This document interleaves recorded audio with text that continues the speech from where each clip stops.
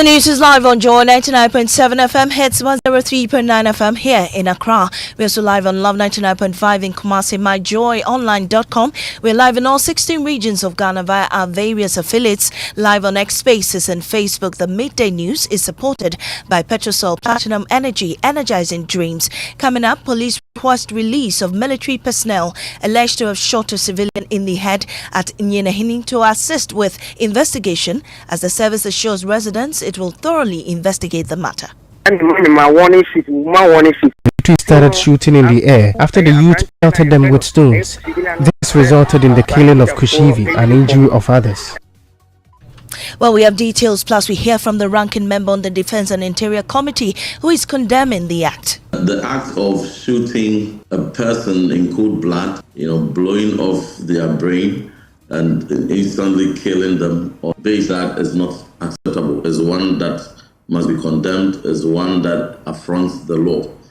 Also this afternoon, 365 employees implicated in various acts of financial misconduct in the latest Bank of Ghana annual fraud report. However, most concerning was the significant rise in the value at risk from forgery and document manipulation, which ballooned to 53.5 million Ghana cedis, almost 8 times higher than reported in 2023.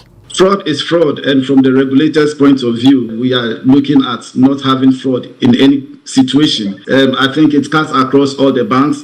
The Bank of Ghana is very much concerned, not just in terms of who has more and who has less. We have details of that. Also, as Ghana prepares to exit the current IMF program, the Vice President of Imani Ghana is urging caution. IMF will do a victory lap dance. The government will join them. And then we will conclude by 2028 that we will not have, we will not be able to meet those targets. But then by that time, we're not in the program. So the question then will become, okay, do we need a program to get to the targets because the targets are still relevant? Also, former presidential advisor on health calls for the transfer of managerial powers in all teaching hospitals to consultants following latest dismissal of the chief executive officer of the Tamale Teaching Hospital over the poor maintenance of the infrastructure. Apology should not be poured out. It should be something that, after a reflection of both sides, what happened was unfortunate. A doctor was involved, a minister was involved. And as the Tamale Teaching Hospital suspension of emergency care enters day 2, the chairman of the Health Committee of Parliament pleads with the doctors to call off the strike. In sports, the Ghana Olympic Committee is set to decide its leadership at an elective Congress for the next 4 years. And we uncover the story behind the enduring bond between President Maame and former Nigerian President Goodluck Jonathan.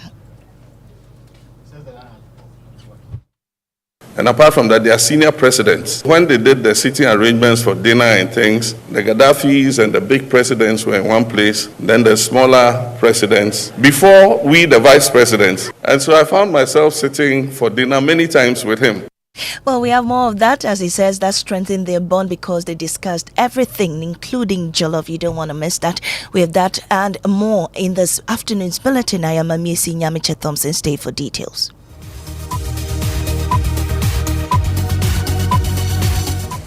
And in our first story, the Ghana Police Service is demanding the release of a soldier alleged to have shot a civilian in the head, leading to his death in Nyamekye in the Ashanti region. 3 other persons also sustained critical injuries and are undergoing treatment after soldiers who were traveling through the community spotted some mourners in military camouflage and demanded to strip them of the attire. The police say they are investigating the incident and have formally requested the Ghana Armed Forces to release the soldier at the heart of the incident to assist with investigations. We'll get into the statement shortly. First, here's a report of what happened. The identity of the deceased is given as Akwesilala, aka Kushivi, 37 years. The injured include Kofi Ejapon, 44, Alfred Kwate, 24, and Kofi Owusu, aka Juve, 36. According to an eyewitness, Reverend Francis Nyamekye, the officers confronted the youth for use of camouflage attire, resulting in a clash. The military allegedly shot into the crowd, resulting in the death and injuries recorded.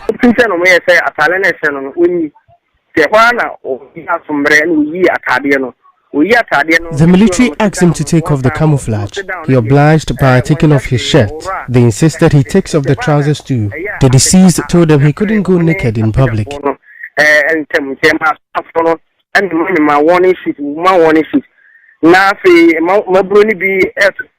So it resulted in a scuffle.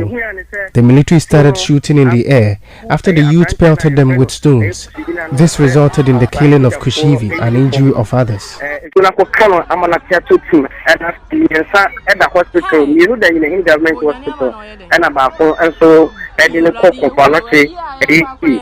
The community has since been thrown into a state of fear.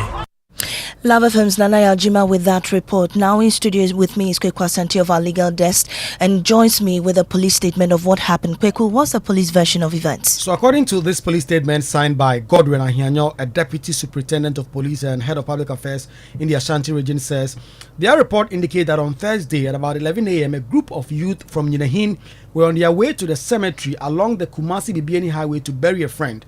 While en route, a military truck carrying military personnel stopped after spotting one of the mourners dressed in military camouflage uniform. Eyewitnesses say the military personnel approached the mourner and attempted to forcibly remove the uniform. A confrontation ensued, during which a soldier allegedly shot the mourner in the head, resulting in his death. The Ghana Police Service says they have written to the Ghana Armed Forces to secure the release of the military personnel involved to assist the police with the investigations. Kweku, you also reached the military hierarchy. What did you learn? Well, according to the top commanders at the Ghana Armed Forces, once the police is currently seized with the matter, they do not want to say anything until those investigations have been concluded. Thank you, Kweku Asante. Let's take you now live to the community where my colleague Nana Boachi Yadom is standing by with the latest. Nana, what's the mood in the community? Well, Maame, see, from Enyinamso to the Nyinahin community, it's all fear among the residents. The incident that occurred yesterday between the military and then the civilian. We have been in the community for some time now, trying to engage relatives of the deceased who are complaining bitterly, weeping and mourning the death of Kwame Lala. They are calling for swift investigations into the matter. We brought to their notice the police release. They do not seem to be happy about the release, saying that the police can continue with the investigation to make sure that the said military personnel or who shot their relative can be brought to book immediately. And so that is what they are looking for. Justice is what they are calling. Right, thank you, Nana. Now, ranking member on the Defense and Interior Committee, Reverend John Intimfojo, is demanding action to stop the increasing incidents of military brutalities. He condemned the act. The act of shooting a person in cold blood, blowing off their brain and instantly killing them, or base that is not acceptable, is one that must be condemned, is one that affronts the law, and for which the military should have exercised restraint. Let's go back on the phone lines now and speak to MP for Atrimamponya Seth Oseakoto and his constituencies where this tragic incident happened. We're grateful for your time, sir. We understand you moved in swiftly to try and understand what exactly happened. What have you been told? First, my greetings to our cherished listeners. As we have been told, I had the information last night, and based upon the information, I traveled to Kumasi and got here very late. When I woke up this morning, I decided to go and see the regional minister to officially inform him about what had happened last night. Upon getting there, I couldn't meet the regional minister, but I gave a brief to one of his deputies. That's the deputy regional coordinating director. From there, I called the district commander of police at Nyinahin that he organized the people, the bereaved family, and those that had been injured, their families, so that we can pay visit and talk to them and calm them down. So as I'm talking to you, I am one of the bereaved families' house that we have met the wives and the family members to discuss the way forward. And how have they been reacting? Hello? Yes, how have they been reacting? You say you are in the house. The family is very calm.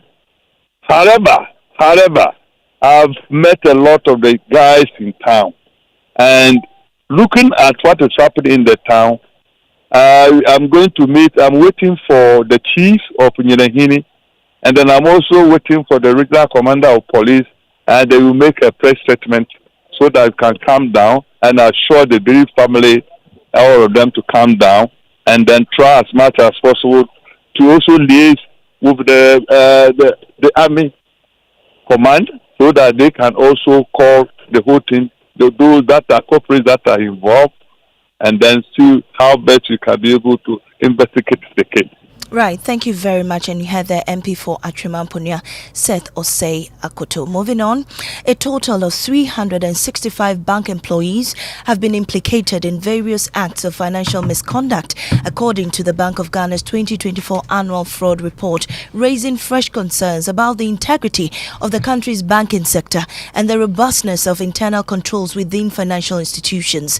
While the overall number of implicated staff marks a serious issue, the report highlights a more alarming trend, a dramatic surge in the value at risk from forgery and document manipulation. In 2024 alone, losses attributed to these activities skyrocketed to 53.5 million Ghana cedis, nearly 8 times the figure reported in 2023. We have more details for you, and my colleague Elton Broby joins me in studio with more. Elton, walk us through the key aspects of the report. So, Maame, the report covers cash theft or suppression. It remains the predominant form of internal fraud, accounting for 3/4 of the incidents. Of the total implicated staff, 274 were found to be directly involved in the concealment or unlawful appropriation of cash.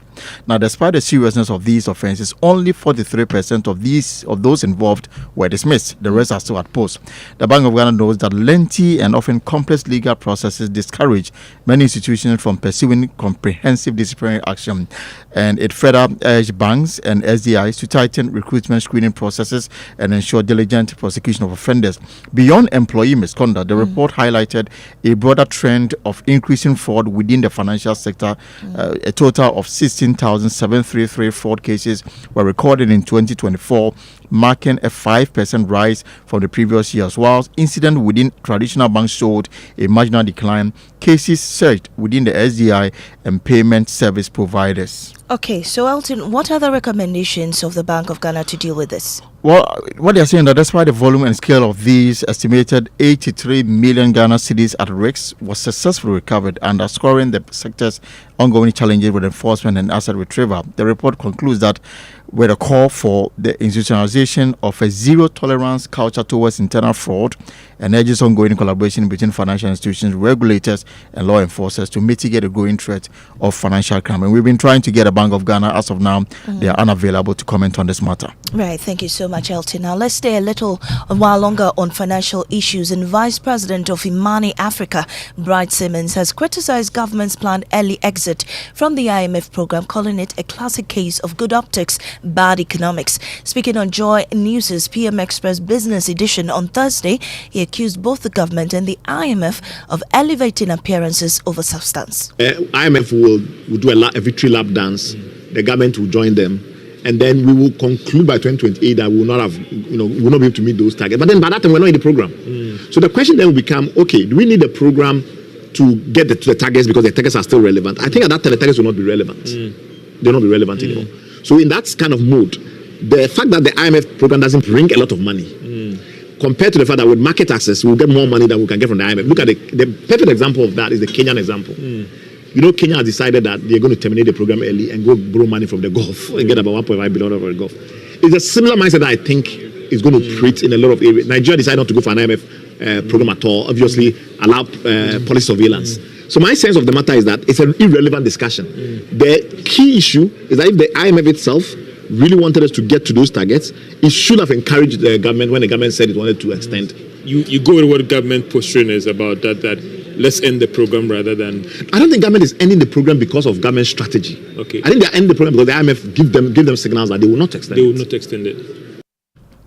Bright Simmons there. Now, former presidential advisor on health, Dr. Nsiasari, is calling for the transfer of managerial powers in all teaching hospitals and higher referral facilities across the country to consultants. The proposal comes in the wake of a strike declared by doctors at the Tamale Teaching Hospital over a public confrontation between the health minister and the doctor that resulted in the dismissal of the chief executive officer of the Tamale Teaching Hospital. Although Dr. Nsiasari will not lay the blame squarely at the doorstep of the minister, he believes that the poor maintenance culture in public hospitals equally accounts for the poor service delivery.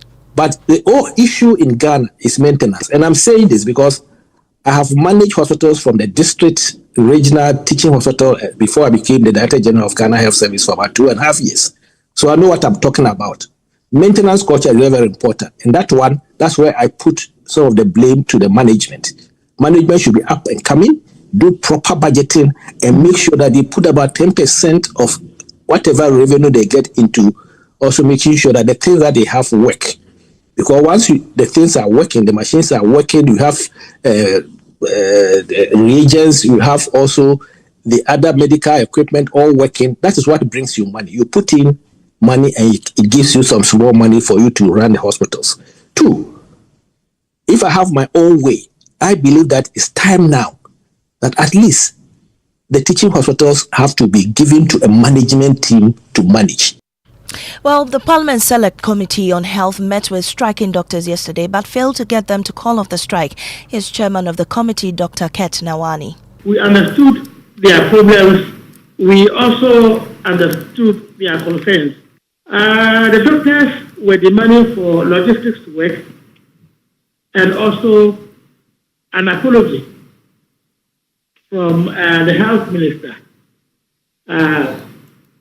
so that they can go back to work. We made them to understand that on the issue of the logistics, the minister is even thinking far ahead of, I would say, even the hospital.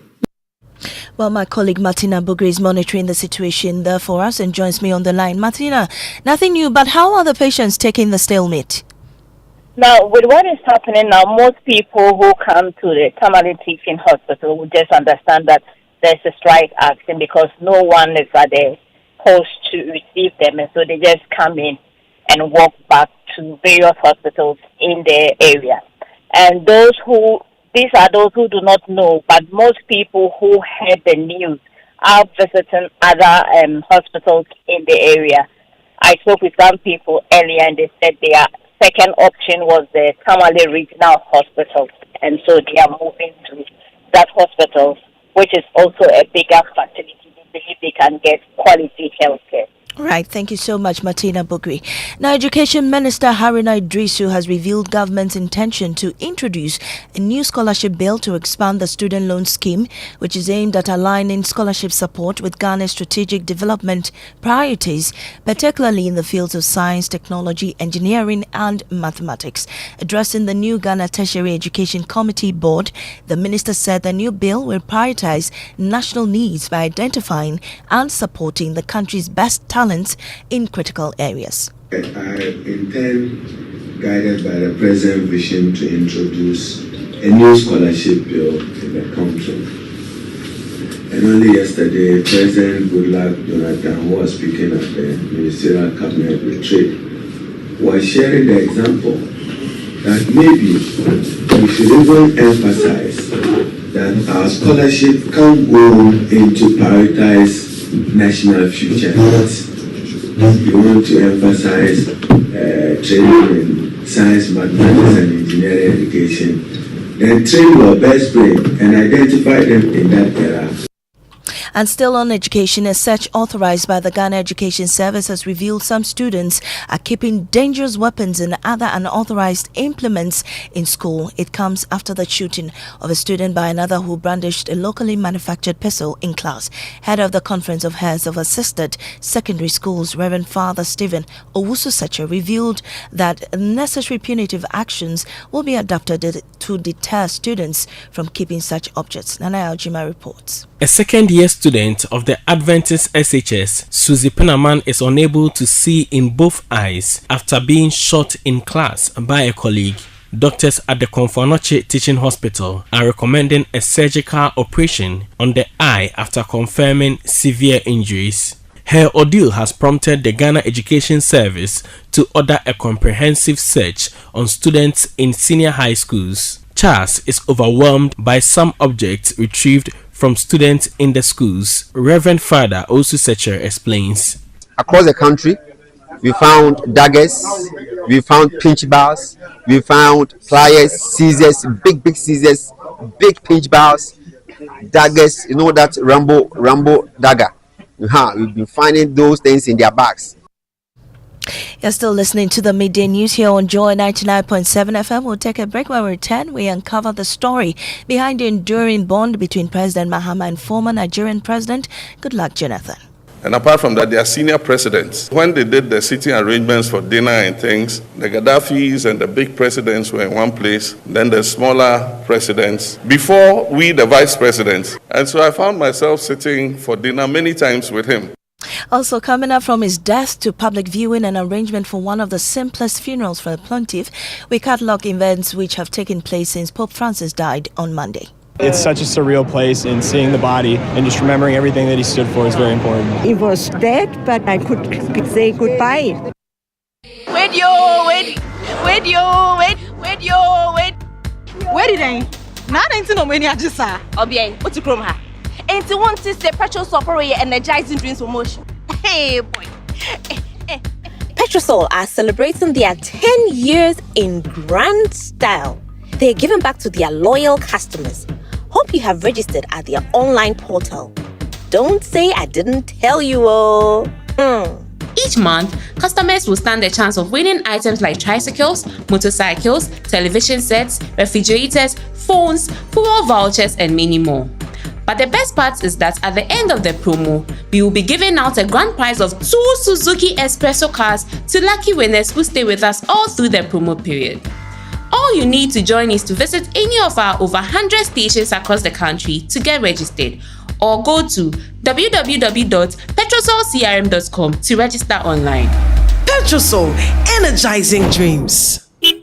When I wake up in the morning, I brush my teeth with Kale Charcoal toothpaste. This gives me confidence all day. Anytime you meet Amma, don't be surprised I smile showing my beautiful white teeth because I don't have cavity thanks to Kale Charcoal toothpaste for its natural charcoal properties. In fact, we are like twins. I can't go without my Kale Charcoal toothpaste. That be why I dey use Kale Charcoal toothpaste morning and night when I dey go bed safe. It dey make my teeth white when it dey comot every scent from my mouth inside. My confidence level they go up, so I dey show my 32 teeth all.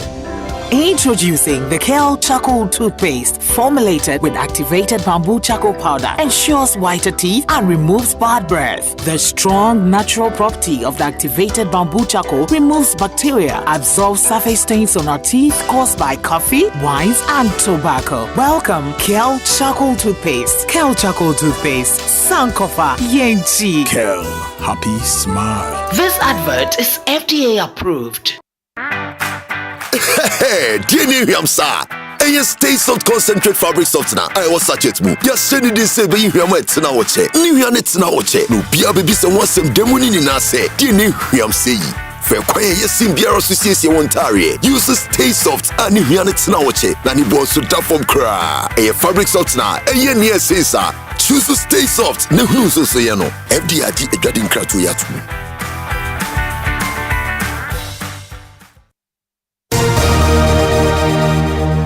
Welcome back to the Midday News. We have sports. Yes, Maame, so the Ghana Olympic Committee will elect new leaders at an elective congress on Saturday for the next 4 years. Joy Sports' Razak Musbao has more in this report. All eyes will be on the position of President, where Richard Kofi Akpokavi, a seasoned sports administrator and former captain of the national hockey team, will face off against Michael Odum Agri, the immediate past president of the Ghana Golf Association. For General Secretary, Ghana Cycling Chief Mohamed Badai Shanoun will go up against Ghana Swimming Secretary Mohamed Muniru Kasim.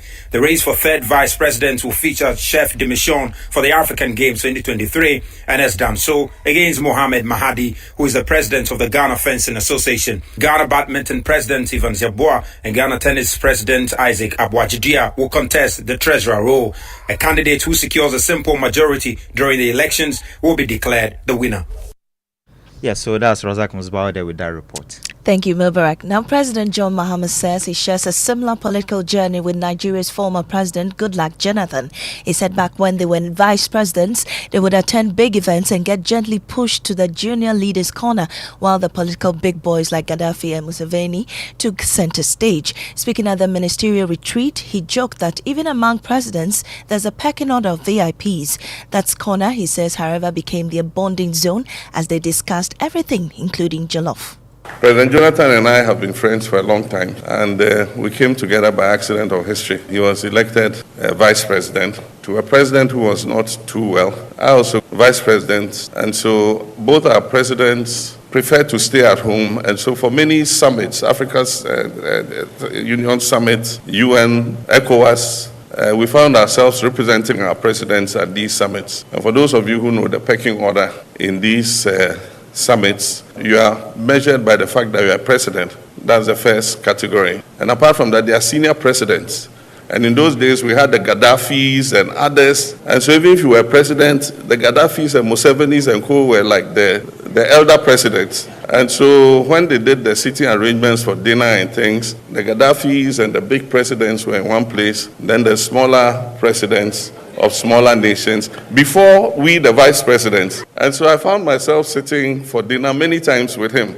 And because Ghana and Nigeria, we have our jollof wars, we always ended up being put together. They say these two are our brothers, put them together. And so that's how we became friends. Now, paths have taken the same trajectory. His presidents passed, and he was sworn in to take over. And then he went on to win the next election. My president passed, I was sworn in to take over. And I went on to win the next election. And so our friendship continued as presidents. And then he went on to lose the next election, and then jinxed me too. And so I also went on to lose the next election. The only difference is he has stepped away from direct engagement in politics. I continue.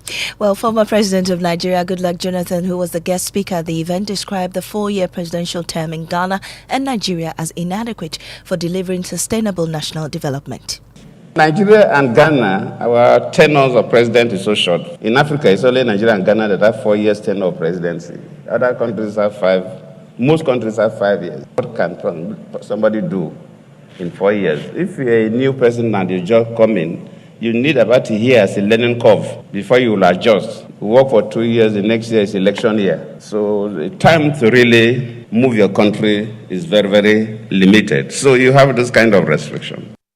Well, as today marks the final day for mourners to pay their respects to Pope Francis before his funeral tomorrow, large crowds still hoping to pay homage to him continue to queue at St. Peter's Basilica, which will close at 7 p.m. today. This Midday report captures all, including the activities of the cardinals after the funeral in electing a new pope. Pope Francis, who died on Monday at age 88, will be laid to rest at 10 a.m. on Saturday, the 26th of April, in St. Peter's Square, following 3 days of public viewing. The Vatican have had to keep its doors open to manage the surging crowds who've traveled far and near to view the Pope, who's currently lying in state inside St. Peter's Basilica. It's such a surreal place, and seeing the body and just remembering everything that he stood for is very important. He was dead, but I could say goodbye. At 8 p.m. on Friday, the ceremony for the closing of the casket containing the body of the Pope will take place, and the rite of sealing the coffin will follow. Also, in line with the wishes of the Pope, he will be buried in a simple wooden coffin, abandoning the traditional triple casket arrangements. The tomb of Pope Francis in Basilica of St. Mary Major has been made with materials from the Italian region, and it bears only one inscription, Franciscus. It also has the reproduction of the late Pope's pictorial.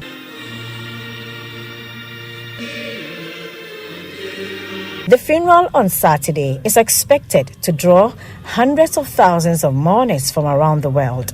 About 50 heads of states and 10 monarchs will be in attendance.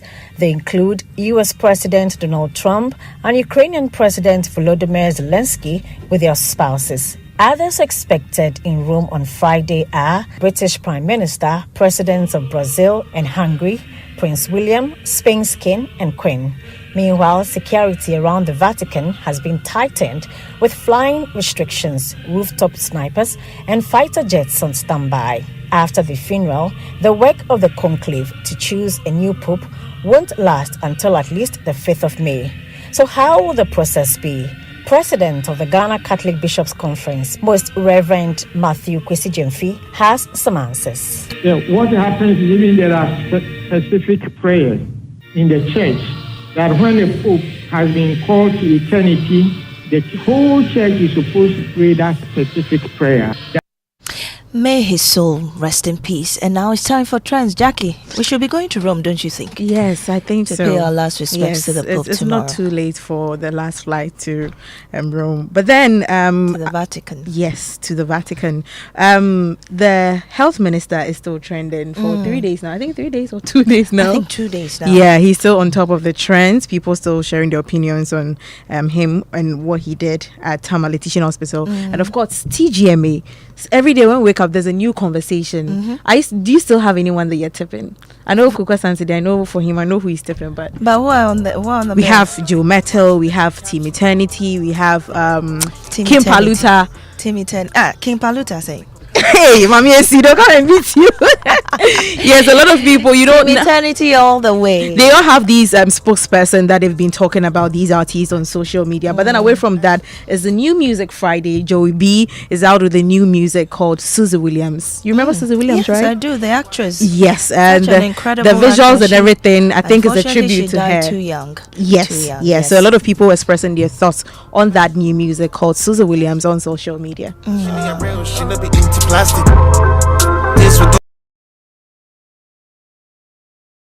We bring the bulletin to an end here on Joe 99.7 FM.